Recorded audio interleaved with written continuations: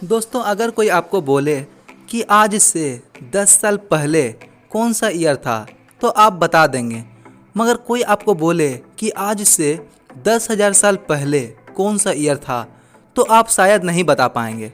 जैसे अभी चल रहा है 2020, तो 2020 से 100 साल पहले चल रहा था 1920, और उससे 100 साल पहले 1820, फिर 1720, 1620, फिर 1520, ऐसे ही करते करते फिर 120 आएगा।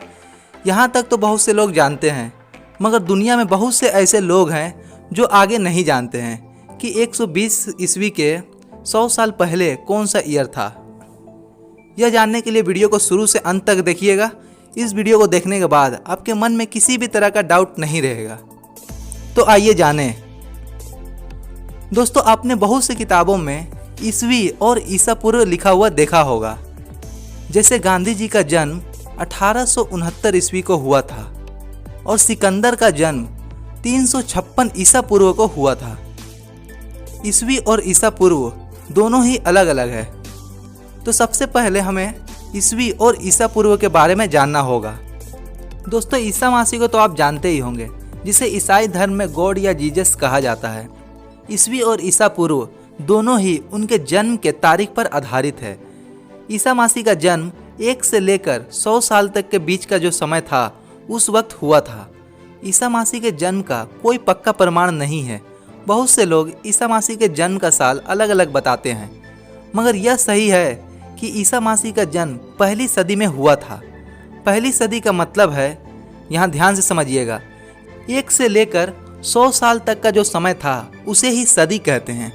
अगर 100 ईस्वी हो जाए तो दूसरी सदी चलने लगेगा, और 200 ईस्वी हो जाने पर तीसरी सदी चलने लगेगा। अभी 21वीं सदी चल रहा है और पूरे 100 साल को एक शताब्दी कहते हैं। तो ईसा मसीह का जन्म पहली सदी में हुआ था। तो ईसा मसीह के जन्म के पहले का जो समय था उसे बिफोर क्राइस्ट यानी ईसा पूर्व कहते हैं। जैसे ईसा मसीह का जन्म का जो तारीख है उससे 20 साल पहले का जो समय था उसे 20 ईसा पूर्व कहेंगे। आपने बहुत से किताबों में लिखा हुआ देखा होगा कि किसी व्यक्ति का जन्म का जो साल है वह ज़्यादा और मृत्यु का साल कम होता है। जैसे एक व्यक्ति है, उसका जन्म 90 ईसा पूर्व में हुआ था और मृत्यु 10 ईसा पूर्व में हुआ था। तो इसका मतलब यह है कि उस व्यक्ति का जन्म ईसा मसीह के जन्म के 90 साल पहले हुआ था और मृत्यु ईसा मसीह के जन्म के 10 साल पहले।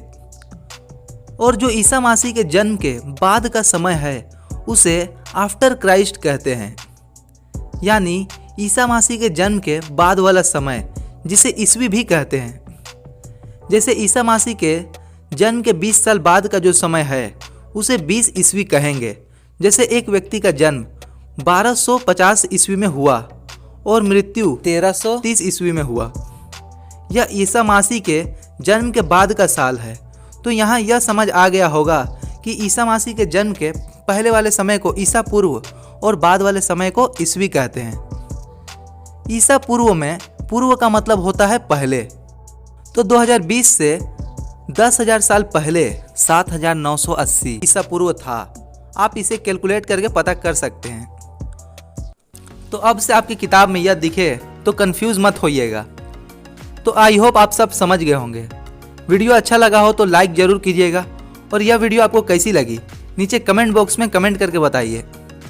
और नीचे रेड कलर के सब्सक्राइब बटन को दबाकर सब्सक्राइब कर दीजिए और बगल वाले बेल आइकन को दबाकर ऑल पर क्लिक कर दीजिए, क्योंकि मैं ऐसे ही इंटरेस्टिंग वीडियोज़ आपके लिए लाता रहता हूँ।